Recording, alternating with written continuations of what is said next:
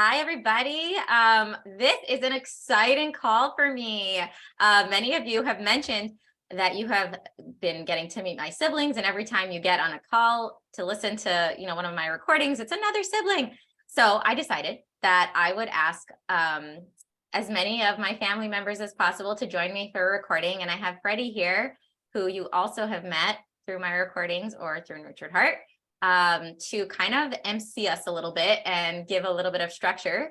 Because as you know, we're all very passionate and excitable people. And so a little bit of structure will help this be an easier listening experience. So I'm going to turn the mic over to Freddy, and welcome to me and my family. Those of us, so let me just say one more thing. So we're a family of 13 kids, actually.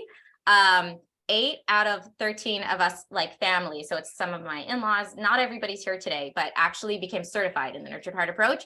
But I think it's like a family-wide pandemic. We just are all very into it. The best kind of pandemic out there. So yeah, so we're just going to explore that today. And Freddy, take it away. I'm so excited for this conversation and to be here as well. I've had a chance to meet, I think, 2 or 3 of you in person and several more of you virtually, but I'm still meeting some more of you today. And I think it's so unique. I have a family also that is very steeped in Nurtured Heart right now, with my mom and myself and my daughter all being trainers. So I'm really curious. And much like Musi just described her audience, every time I hear one of you, or every time I get to interact with one of you, I get so inspired to know more. So I'm really excited to hear from you guys. I guess my initial question is kind of like your introduction to NHA. So I don't know who to call on first, but you guys might help me out. So how did the family get introduced to NHA? Where I want to go kind of later, we don't need to get there all at once, but I want to just foreshadow is, what do you really like about, or what drew you to NHA? Once one sibling was involved, why did you choose to get involved? And then we'll see what develops from there. So I believe that it's Chanie is the first person. Is that right? Yeah. All right, well, go ahead. Okay, well, hello. Yeah, I sent my daughter to a Nurtured Heart approach school, and it was so amazing and I loved it. And then I kind of just not forgot about it, but just, moved on with my life. And she was really struggling in school a lot. And I sent her to therapist after therapist, social skills groups, everything. And the problem just kept growing bigger and bigger. And then in the back of my head, I remembered about the Nurtured Heart approach. So I called someone up, and it just resonated with my heart. And I was just so relieved that I didn't have to get her evaluated for the millionth time and talk about the problems again with no results other than bigger problems. And I started reading the book and talking to people, and had somebody that walked my hand through it throughout, the day-to-day issues. And my family transformed, my relationship with my kids transformed. My house started getting calmer. The issues that were there disappeared. I learned how to support my kids through it and realize there was nothing wrong with them. There was nothing wrong with me. And then my sister could talk more about it, but my sister Musi was giving a parenting class, and she asked me if I would come speak about the Nurtured Heart approach. So I did. And then I think after that, she got really interested in it. And from there, kind of spread. So That is so nice to hear, the transformation and the fact that it was coming from such a real and organic place. I guess my only follow-up before we go, then it sounds like we should jump to Musi's version, or how she got involved then, is just, when was that? Around how long ago was that when you got involved? Yeah, it's a good question. How long ago was that? I would want to say maybe like 13, 14 years ago. Okay. Yeah. What a transformation that has been then. That is excellent. Thank you so much for that. So Musi, after Chanie was kind of experimenting with it, and you saw the transformation in her family, then I guess that's what got you to invite her in. But now it's your turn. Yeah, I think it's amazing how life works and the universe just provides what needs to be provided, or God or higher power or whatever you want to call it. So I, like Chanie said, I was a preschool teacher, and parents in my class had asked me if we could do a parenting like group. And so I was doing that. I was just sharing my own ideas, stuff I learned in school and stuff that I just knew intuitively, and just discussing different topics. And yeah, I asked Chanie to present because it was really cool what she was doing and what she was going on. And I had heard about the Nurtured Heart, like from a colleague at one point also, and I loved what she said, but I never really pursued it or looked more into it. So just seeing it from Chanie was like, oh yeah, that's a really, great approach. But then my preschool was doing a professional development day, and they asked the teachers, the assistant directors, like, do any of you have a specific topic or method that you'd like to delve more deeply? Because they didn't have something planned yet. And I said, yes, Nurtured Heart. So I don't know if our audience knows Lisa Woomer, but she is a trainer now, and check her out on Instagram. She's posting amazing things. Hi, Lisa, if you're watching this. She went ahead and checked it out, got so interested, went ahead and became a trainer. And she came back and trained the school. And I think she's been training that. I don't live there anymore, but I think she's been training the school like ever since, and just training a lot of other people. So it's just amazing how that all happened. And I used it in my preschool classroom at first, obviously, into my home as well, which was harder and less smooth. And I saw that behaviors at first they got better, but then they got worse. And it was very confusing because I didn't have as an extensive, I guess for me, just taking a workshop was like this incredible experience that then got fuzzier and fuzzier as time went on, as actual hands-on behaviors and situations were happening. I was finding myself like with no clues of what to do or how to do it, and trying and, not doing timeout, but then but this we really need to do timeout for, because this is like really bad, and just not knowing what to do. So ultimately we had a big life change in our family. We decided to leave where we were living, and we moved up north to where my parents are. We actually moved into my parents' house for a little while. Thank you, Kathy and Mommy, if you're watching this. Our early midlife crisis to figure out where we wanted to go. And the day that I figured that out, the day that I decided to leave. Well, okay, no, actually, that's not true. Before I even knew I wanted to leave. So anyone who's been to CTI, that's a certification training intensive, if in person, they give you postcards, and they say, we'll mail it for you. Put it, write a note to somebody that's been important in your journey. So Lisa sent one to me. I was to thank me for introducing her. I was so emotional, such a beautiful recognition, but also at the timing that she sent it and everything, it was just so, I don't know. And I got this burning, I was connected to my heart in that moment. I got this burning desire. It was like, if I ever change course, I'm becoming a trainer. It was just this like clarity that I had. And so, yeah, that's what happened. We moved into my parents' house. I took some tax returns that my husband still can't believe I did, because it was like, we are both don't have jobs. It's not really a good time to use tax returns for a training. But in retrospect, it was a great idea. And that's where it all started. That week was really transformational for me. I was in a very vulnerable place in my life in general, like on all sides, personally, mentally, emotionally, professionally, just everything was up in the air. And that week of being around people who believe in people and who love people and who care about people and who see the good in people and see the good in me, and being seen in such a deep way that I didn't even know how to see myself in, was just so transformative. And yeah, that's the rest. It's not history, because it was a work, like constant work. And I've been back to CTIs and listening to podcasts and talking to people and having these kind of conversations. And but that's my story. So yeah, My goodness. Mute myself here. And hello, Menucha. There's so much that I would like to follow up there. You touched on so much from when it was at the school and it was a job thing, to trying it in your own home, to the ebbs and flows, and it seemed to get better and then not, and then what a training did, and so many different pieces. But I would also like to hear from everybody else. So then Musi has moved into parents' house, and she's now gone to a CTI and become a trainer. So how then, like, where's the next piece in that chain? Well, I That think Rivkie- I went next. I was just, I mean, I always had really, really high expectations of myself, almost to like a perfectionism when it came to my kids. Like, I'm never gonna yell and I'm never gonna be mad at them, and I'm always gonna be how I want to be.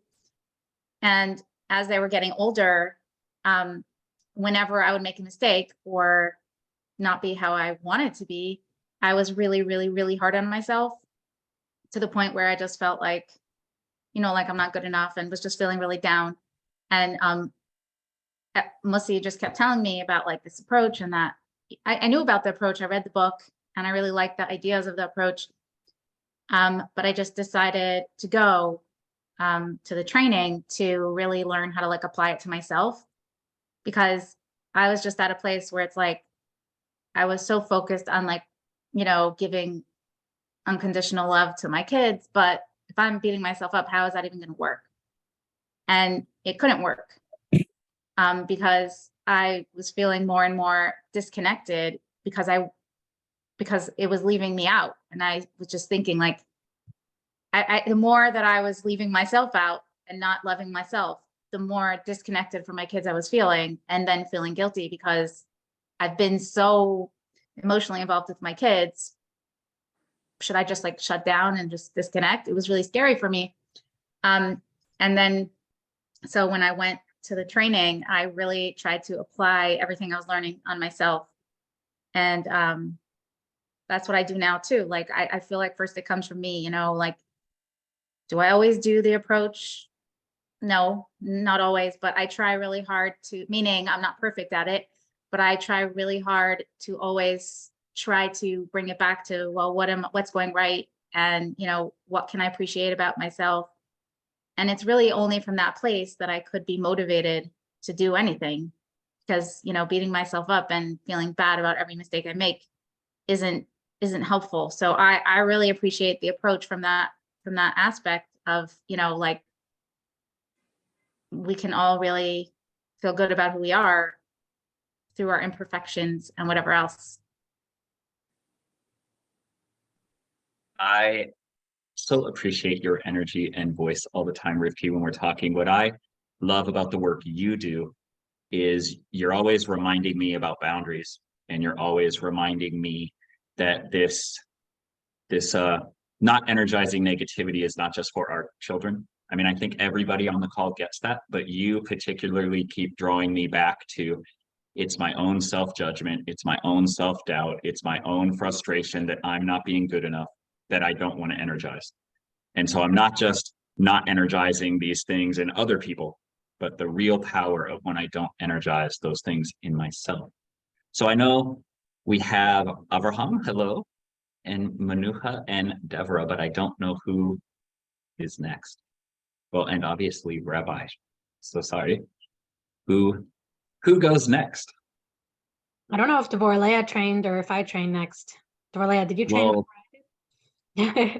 Well, why don't you go for it, because you unmuted first. Okay.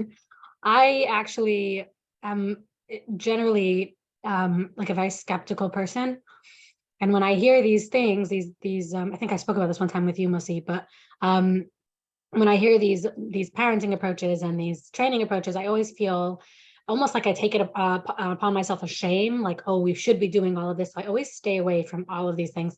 But then Musi was looking for someone to practice on when she just first got trained. And I was like, of course I'll do that. So I sat and I listened to Musi, and as I was listening, my mind exploded. I was like, oh my goodness, this is what I've been looking for. It totally spoke to my heart. And the thing that was what made me be able to really hear it was, first of all, there's a lot of intuition that I've had that I felt so deeply connected with Nurtured Heart Approach. And also, like Rivkie was saying, the fact that I am able to make mistakes, and my shame is totally accepted with Nurtured Heart Approach. And the Nurtured Heart Approach also addresses how I can relate to my shame and how I can use my shame, and actually how it makes me an even more powerful mom and even more powerful educator. And it was just like, I felt like I didn't have to change who I am to do Nurture Heart Approach, that I can be Nurture Heart Approach as I am, where I was at that time and where I am at all times. It makes me the best person to do Nurture Heart Approach. So that was, I deeply connected to it. And I deeply connect to it every day. I just had a meeting for a job I'm doing this summer, and they said something about a meeting that they're going to have with their staff. And I was like, well, what if we went around and energized everybody and explained what that would look like? And they were all like, whoa. And they spent 20 minutes talking about how amazing and how they never thought of it. And it's just like, I'm like, wow, it's so amazing how natural it is for me to think about that right now. So that's me. I love that. I love the aspect of being able to be your whole self authentically, that you don't have to change. And I love what you were saying about shame. That's something that we could maybe address down the road. And then, yeah, just an energizing circle in a business place. Like, how awesome would that be if we could do that? It sounds like, Devorah, you're next. Mm-hmm. So I was introduced to the Nurture Heart Approach through Mussy. I believe that I was at your very first training you ever did. So, and I spent a lot of time at her house, so I got to see it in action. And from the beginning, it was definitely something that I was interested in. It was definitely something that I enjoyed learning about, but it wasn't something that I really thought about pursuing for myself until, so for me, what really got me to go into the training was I began to become aware about how in my marriage, in my relationship, I was leaking negativity everywhere. And I could see that the effect that it was having on me, the effect it was having on my husband, how it was tearing apart our relationship. And I realized that I was really scared of myself and of my energy. And I decided that I just got to my breaking point, and I was like, I need to do something about this. I cannot continue living this way because it's tearing me apart. And I'd already been to a couple trainings with Mussy, already done the 6 hour, but that was when I went to my first CTI.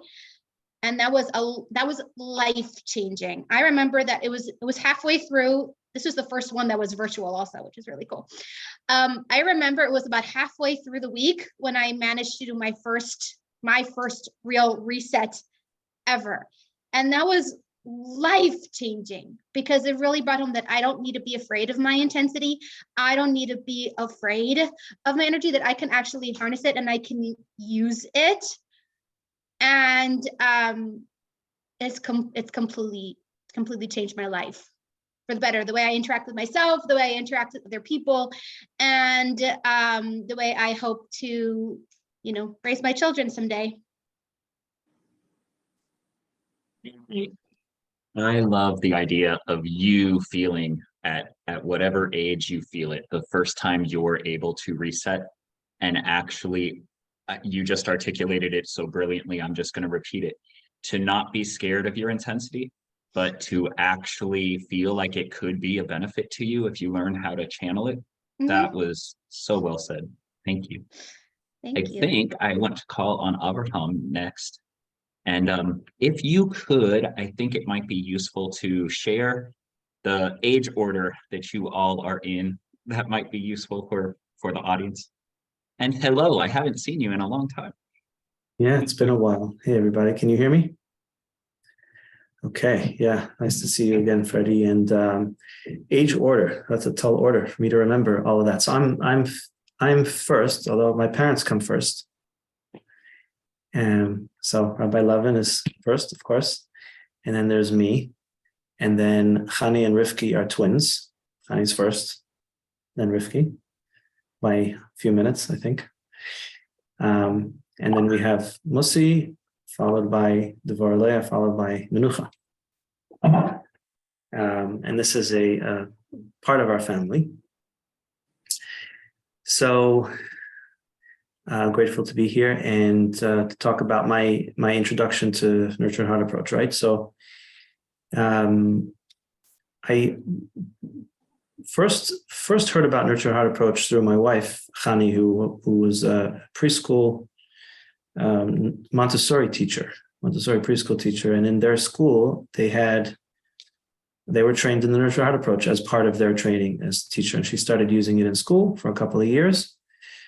And then tried to bring it into the home, but I was a little, not necessarily sold on it. And then when my sister Musi became the guru of Nurtured Heart Approach, and more than that, seeing all the results and how everyone else in my family is getting into it. So let me find out a little bit more about it. I read some of the books and this and that, and there's definitely some parts of it that spoke to me.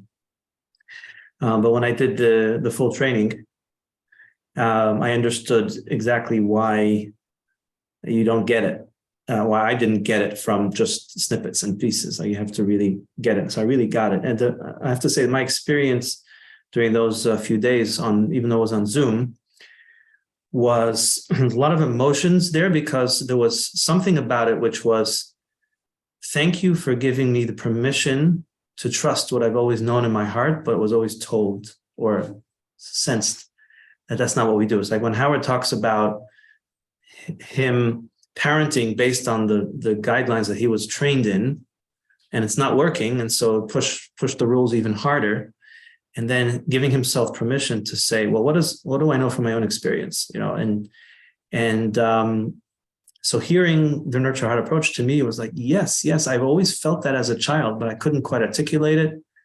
And it was almost like I didn't know that we were allowed to, go there and do that. And what if I can give my kids and other kids that same experience? I don't know how much time I have, but I just want to talk for a minute about how I use the Nurture Heart Approach today and how life-changing it is. So I use it also in my work as a life coach and as a recovery coach specifically. So I use it in addiction recovery, and that relates a lot to marriage and relationships. And I don't necessarily say the word that I'm using the Nurture Heart Approach, right? But it's when you're living and breathing the Nurture Heart Approach, you see it everywhere. And I think the one point that stands out for me, the example I like to give is the example of a child who's very angry and punches another child in the face. And how, depends on the situation, but in some situations, the Nurture Heart Approach will say, wow, you didn't punch him twice, right? You only punched him once. And people will laugh at how silly that sounds, right? But if we go a little deeper, the reason why I love that example is because that example basically says, there is this idea of management of emotions. You're talking to a kid and saying, there's this concept of it's okay to be angry and it's not okay to hurt someone else. And this is a concept that exists outside of you that maybe eventually will teach you how to get there. Right? And the Nurture Heart Approach says, why don't we allow the child to experience that they already are there? You already are experiencing emotional regulation because you could have punched twice. Now, how about if we just copy paste that to the first punch? So it's not outside of you. It's not down the road. It's not tomorrow I'm going to change. It's not my marriage will finally fall into place. It's not that I'm going to get sober. It's that how am I already great right now here in that moment? And how do I just kind of allow that to seep into other areas of my life? It's a completely life-changing thing. And I see so much anxiety today. Anxiety being all about, how do I change it? How do I fix it? How do I make it better? And a Nurtured Heart Approach says, stop trying to fix it. Be with what is. And I just want to share one more quick point, and that is, I was how do you say it? I was taking over a class. I was filling in for a class substitute, and I just had 3 hours with these boys, and there was one boy who was interrupting constantly the class, and I thanked him every time he took a breath and every time he stopped interrupting, and energized that. And later on, as he was moving to another room, I overheard him talking to a friend, and he says, "See that rabbi over there? He was thanking me when I stopped interrupting. I think he thinks I'm a good kid." And then I spoke to the director and I spoke to this kid's mother. I actually did a second thing also later on when I pulled the kid out. I said, I need to take you out of class. I need to talk to you. Uh-oh. I took him out of class and I said, I just want to say, I noticed you have so much energy about you, like all this energy. And in a classroom setting, that's not the best place for you to express all that energy because there's following directions and paying attention. But I hope that you don't. And I hope that you don't shut that part of you down. I hope you use this creativity and this energy in so many areas of your life because it's an amazing thing that you have. I spoke to his mother and she tells me that this kid has been kicked out of every school that he's been in. And this was probably the first time in his life that he says, I think he thinks I'm a good kid. So that's the nurture heart approach. It's like giving us permission to let go of the fear and the terror that if we don't control the outcome of our children's behavior and our own behavior and everyone else, if we don't make sure that let's say the addict that I'm working with, we don't make sure that he doesn't relapse, we don't control it and you have to do this, you have to do that, something really bad and terrible will happen. Nurture heart approach says, let's stop and let's be with what is and let's find what's already great about you, about me, about us, about the situation. And if we're already great, then how do we just express that greatness in every area of our life? It's already here. It's in front of us. We just have to open our eyes. Thanks. I want to be a rule breaker, Freddie. I'm not supposed go to ahead. interrupt. We're supposed to follow your lead. I'm just so proud to be part of this family. I love you guys all so much. And I don't know why we don't do this like every single day. And I can't even imagine being you, Tati, but like, how do we all exist in the same family? You're all so cool. Anyway, I'm like exploding here. Thank you for letting me, you didn't let me be a rule breaker. Being a rule breaker doesn't require permission. I just decided to be that. So yay me. Okay, Freddie, your turn. Mute. I love that you just said that because I was at a loss for what to say. There's so much that I want to follow up with there again. But mostly for this time right now, I just want to say, Abraham, like, I don't even know how to mentally process what you just said. It was so much that I agree with, but I just want to say out loud that I just feel lighter.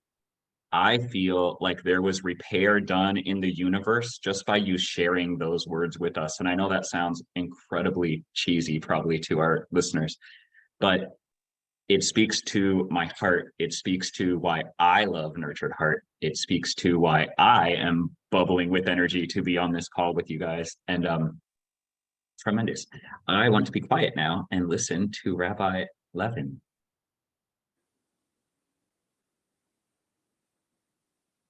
So you can imagine there's a Yiddish word for nachas. I don't know, you can't describe it in English properly.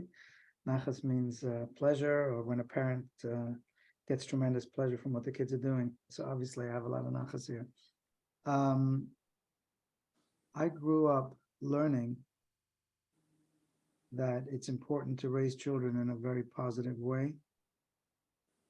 This was written by as far back as Rambam, Maimonides, about 900 years ago, who wrote that when you raise children, you should give them gifts and treats and treat them nicely. Rabbi, can I interrupt you for 1 second to ask if you could turn your volume up or check? It's a little hard to hear you. I can't turn my volume up, but let me bring the computer a little closer. Is that better? That is better. Yes. Okay. Thank you. So I grew up reading and learning that we have to raise kids with positivity. The previous Lubavitcher Rebbe, the head of Chabad, the previous Rebbe, wrote a whole book on that. And our Rebbe, Rabbi Menachem Schneerson, constantly was not only teaching it, but practicing it. So anybody who came to him, he was a great religious leader, and people expected religious leaders to kind of give people a hard time for some things they did wrong. And he always did the opposite. He always pointed out the positive and brought out the positive. I also grew up, though, in a community that was made up mostly of survivors of the Holocaust and of the Soviet Union. Tremendous amount of trauma and a lot of pain and suffering. So the teachers, the people around me, the leaders, while they certainly perhaps believed this, but in practice, there was a lot of negativity. And this is how I grew up. So when you have that kind of experience, you know, it's hard to actually put the positivity into practice. And this was always a problem for me. And then I noticed how my kids are raising their kids, and I'm noticing how positive they are and how they're not getting upset with the kids. And I was actually very impressed. I expressed it to some of them, how wonderful it is how they raise the kids. And then some of the kids told me about NHA, and I decided, let me go for it. And in NHA, I found the expression, the tools and the expression of everything that I believed, and the ability to actually put it into practice. And since then, it has affected my work with my family, with friends, with community members, and colleagues. I do a lot of mentoring, and it's really completely transformed. They've given me the ability to put in practice what I believe, and it's wonderful to see all the kids doing it. It's just amazing to see how they're raising their kids and how their kids are growing up. It's just phenomenal.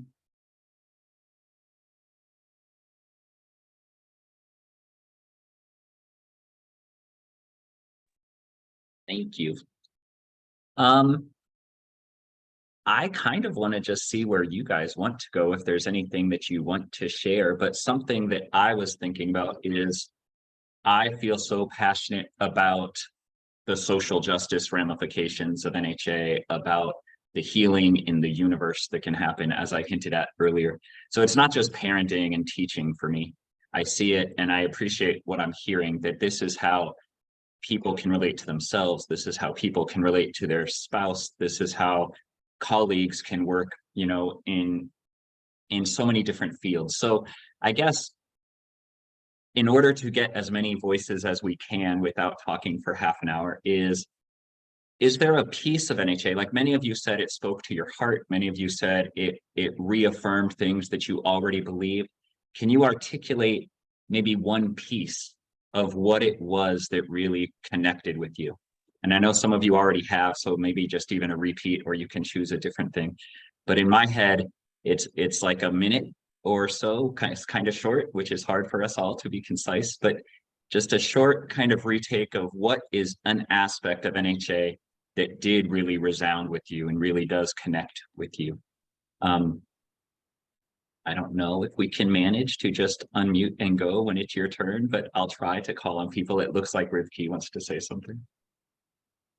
I'm really proud of myself. I didn't interrupt anyone.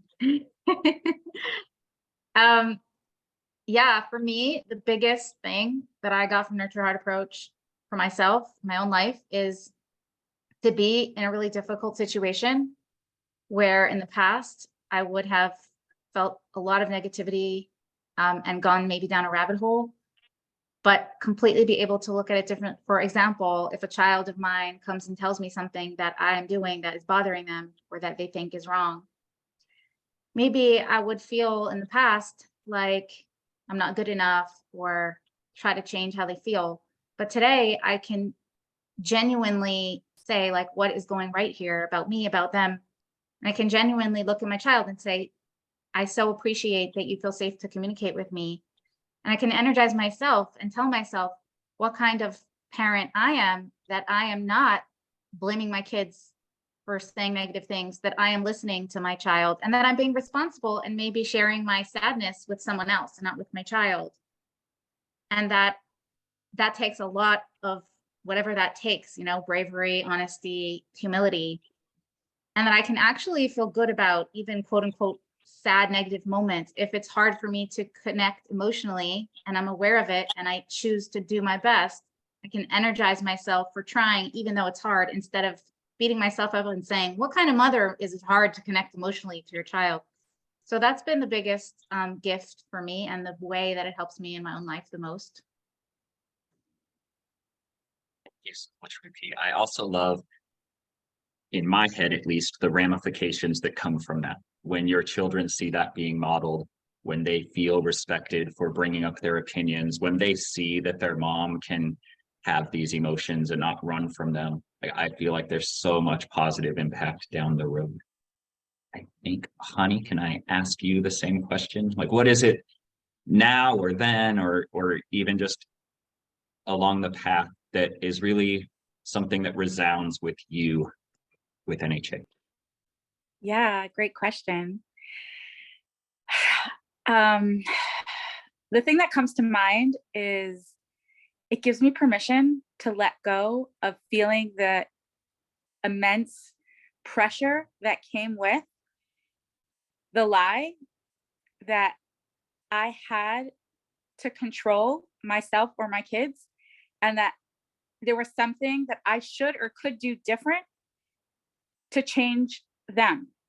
That created so much anxiety in me that it would just completely shut me down. And so the nurtured heart approach gave me the ability to let go of all the expectation and all the stress of changing anything, and saying with my kids and also with myself, I struggle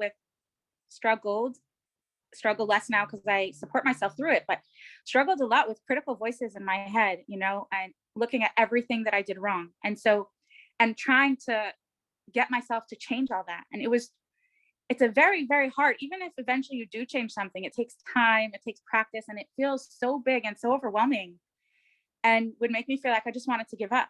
And so I would take time every day to ask myself, what did you do right?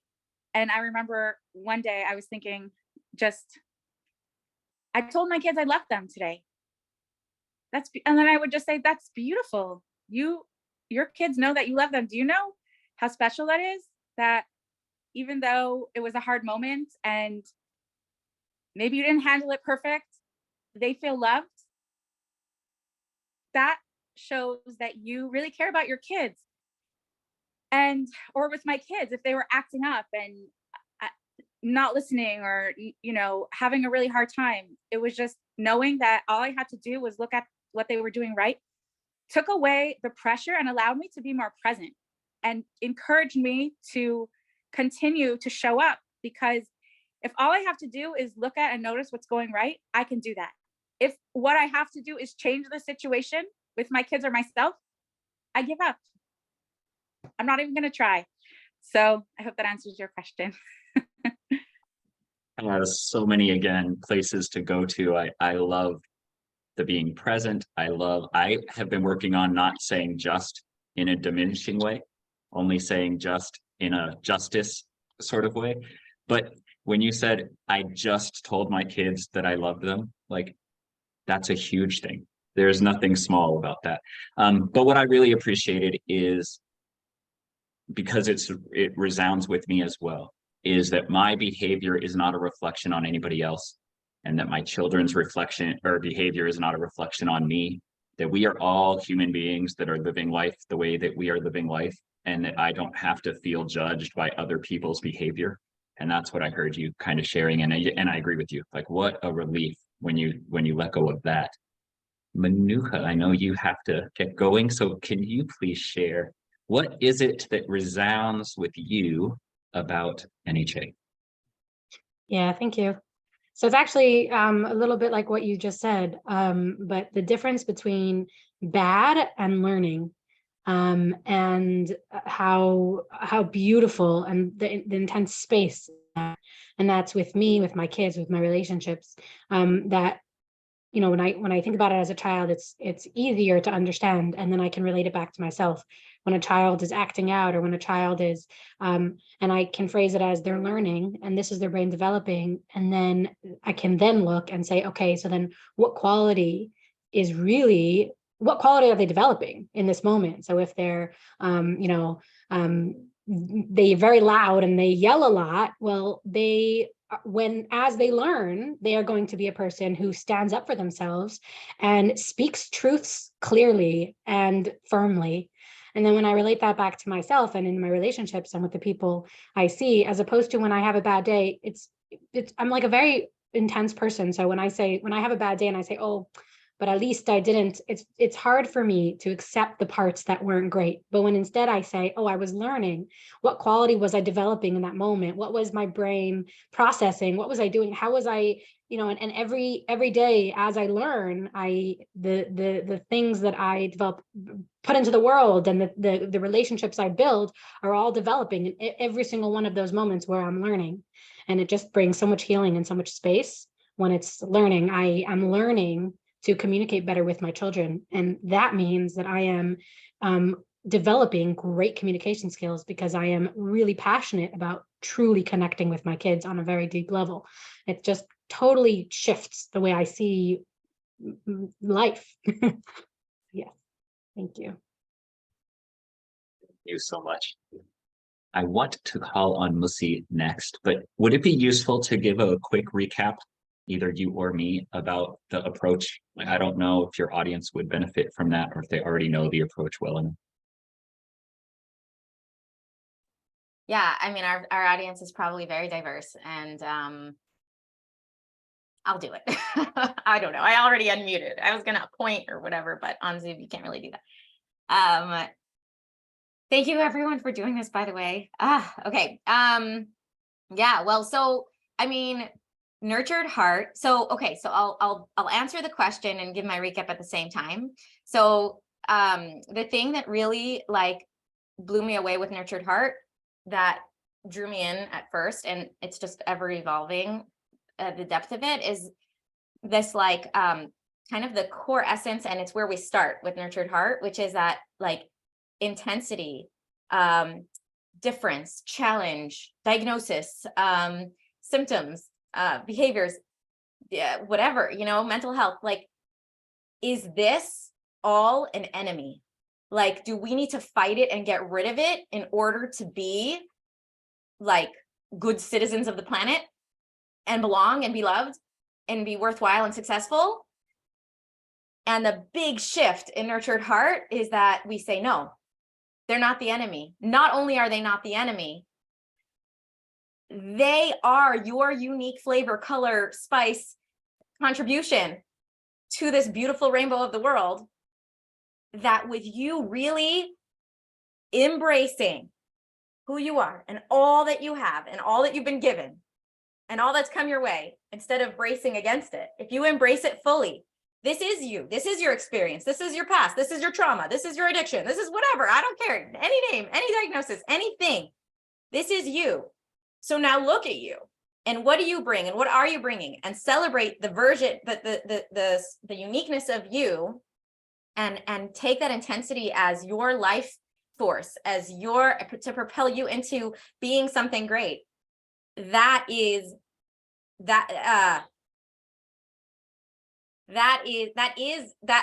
switch, that shift of like, it's not only the enemy, it's your best friend. It is you, and it is a gift to the world, and you are a gift to the world with all of you. And so we don't have to, and I'm bringing in like what Chanie said this, we all kind of said this in our own different ways, like, I don't have to change you. No, I don't want to change you. Actually, I want you as you are to get it, that you are needed here. Like, you must be you. Without you, we're missing something. And so taking that, so nurtured heart is based on this foundation of like, no, exactly how you are. Don't change a thing. Be that more, be that greater. Take that and share it. It's your light. How do we practically do that? Nurtured heart also has gotten practical over the past 30 years, where we kind of reel that belief in innate greatness, in innate worth, in innate beauty, into a methodology which is rooted in 3 stands. Simple, not easy, but simple, in that we refuse, stand 1, to energize negativity, where we're just not going to make it our business, our plan, our purpose, or even part of our agenda to like try to fix, change, manage, get involved with negativity. It's again, we're switching it around. That negativity, if anything, is here to aid us somehow. Like, and I definitely don't want to waste my time giving you the idea that whatever is coming across as negative behavior right now is a defining factor of who you are that needs to change in order for you to be, no. So absolutely no to negativity, and that comes in all different. It's like an onion that keeps peeling. So many layers of that. Absolutely yes, a stand 2. I'm taking a stand for that inner wealth, for that greatness, for that beauty of who you are. So absolutely yes, I am going to show you, I'm going to reflect to you, I'm going to see in my own heart and in my own mind all of that gift that you are, what you're bringing to the table, how you're already successful, how you already have those values, what you're learning, like Menucha said, what's going right, and what value you bring. And like, if I don't know that as a parent or a teacher, then that's stand 2 is my first job. Like, how do I need to start finding that out. I need to start seeing that. And then and especially little kids will only see that if we see that, but I'm tangenting. Okay, stand 3. Come take my course if you want more on that. Stand 3 is absolutely clear. My third stand in standing for inner wealth and greatness is absolutely clear. It's a commitment, really. That's the way I see it. A commitment to clarity on like, yes, you are worthy and you are beautiful and you are bringing worth and value and incredible gift to the world just by being you. And no, I am not going to get into the negativity because it doesn't matter, because who you are is all of you, and all of you can be and is already worth celebrating. And then the clarity of like how that's going to work. So like rules, procedures, boundaries, making sure that things are set up for success, like that your life and your schedule is age appropriate and needs appropriate, and kind of getting clear on like who each person is and what they need, so that we can all be successful, because we can't be successful if we aren't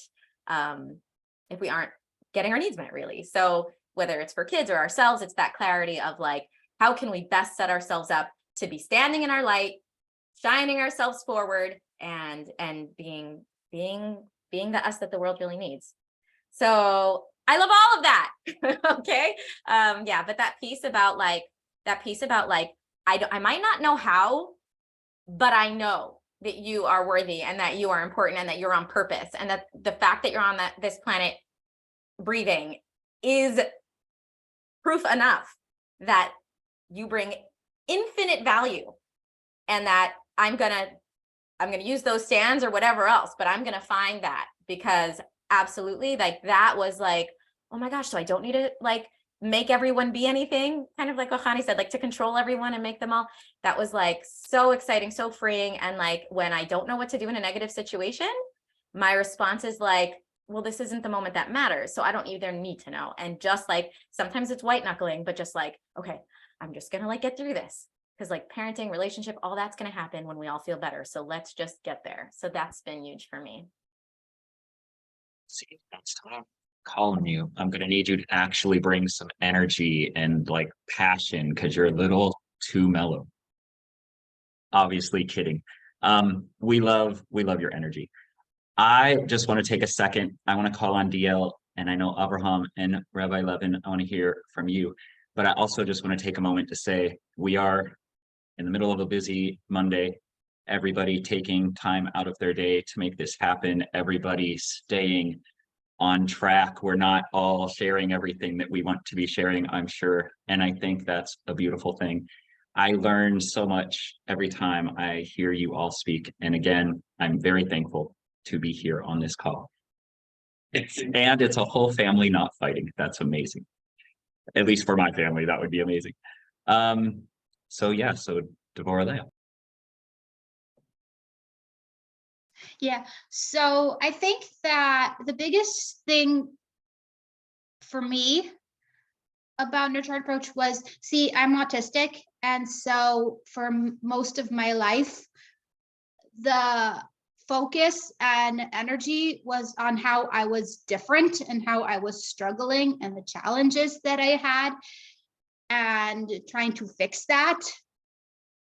And I think that the thing with Nurture Heart approach is it shows me that I don't need to be like everybody else. I don't need to conform, because that's me being different is my greatness.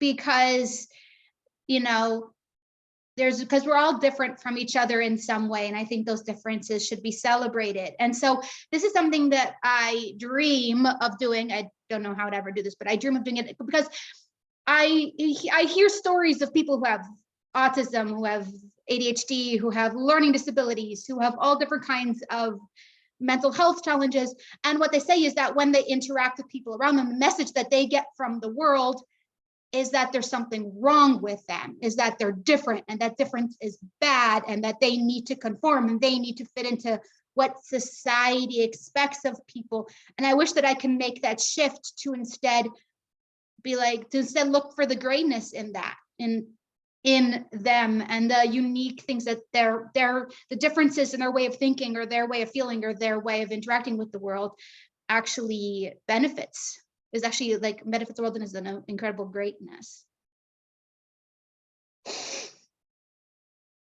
I don't like, even with interventions, I don't want the focus to be on the problems.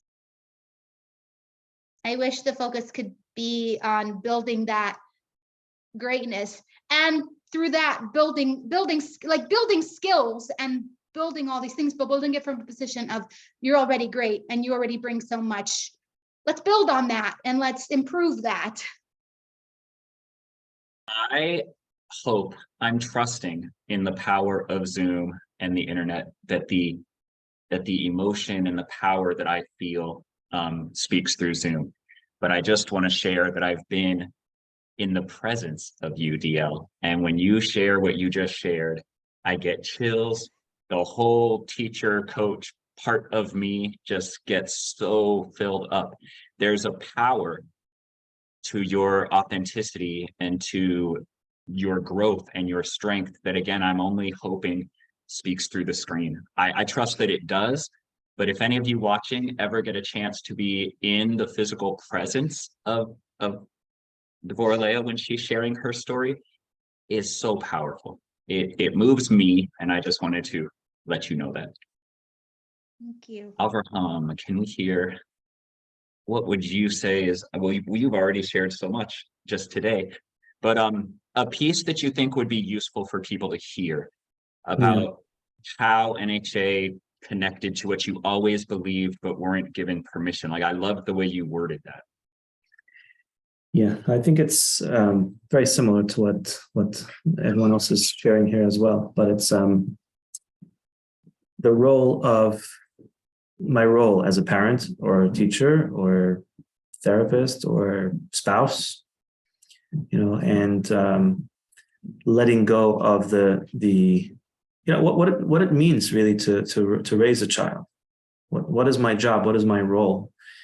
And it's not about the outcomes, and it's not about the behaviors, and it's, and so letting go of that kind of responsibility, like the other shares, but it's like clarifying what my role is.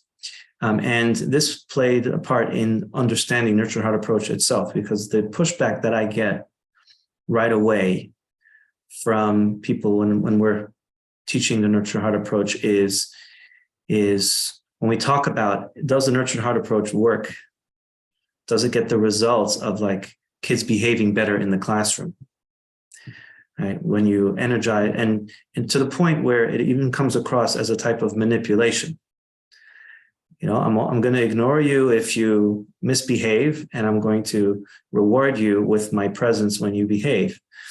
And I found it helpful to clarify at the outset that we're actually stepping completely outside of that whole mindset of my role here as ensuring certain behaviors. Yes, I understand in a classroom setting, certain things need to be under control, so to speak, but that's not our bigger picture goal. I'm thinking about it more like, what do I want my child to believe about themselves? That's what inner wealth is about. So let's stop thinking about, will this work to get the kid to be on time in the car, versus what will my child think about themselves? And maybe my child won't, maybe my child will end up in a supermarket or end up in another social setting, and other people will judge and say, what are you doing? And maybe I'll be embarrassed, but that was never my job in the first place, to make sure that doesn't happen. My job was to provide a space for my child to understand the world and understand who they are and understand what they contribute, and stand 3 as well, understanding the reality, the truth of the boundaries. When you do this, that happens. When you do this, that happens. And just one last point is the experiential nature of Nurture Heart approach, which I just want to throw out there, that when the last few times when I did a course of Nurture Heart approach, what I did was I talked to the people who came and I energized the negative at first. I found something to complain about, like, we didn't start on time and there wasn't enough food and I came all the way and you guys aren't paying me enough, or whatever it is. And I talked and I complained about it. And the more uncomfortable they got in their seats, the more I continued to do it. And then I stopped and I took a deep breath and I said, let's start over again. And then I energized the positive. And then I asked them, how did you feel? And the next question is, I'm going to talk now for a couple hours, right? In the first mode versus the second mode, which one motivated you to be interested in what I had to say, to be open, to have some kind of communication? Because everyone said, if you're harsh right away at the outset, then your students will listen. But I'm talking to the parents, I'm talking to how did you feel? Now imagine you're your child. So it's very experiential. It's not just a theory. Thanks. Is absolute gold. I will be borrowing that. I hope lots of people listening are. What a great way. Again, I think we all say it in Nurtured Heart, but it's not something that you need to know. It's something that you need to feel. And that's what you just did so well. And Rabbi, I may be incorrect, but it seems like you have a headache, or that staring at a screen is not the thing that you want to be doing most in the world right now.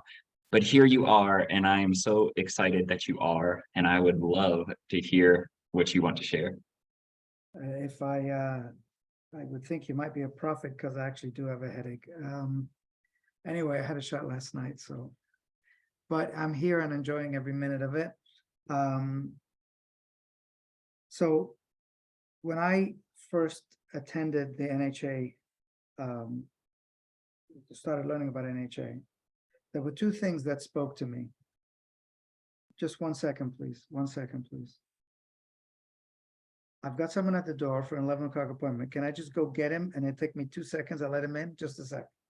Absolutely. Does anybody wish to? Oh man, that's scary if I open up the mic.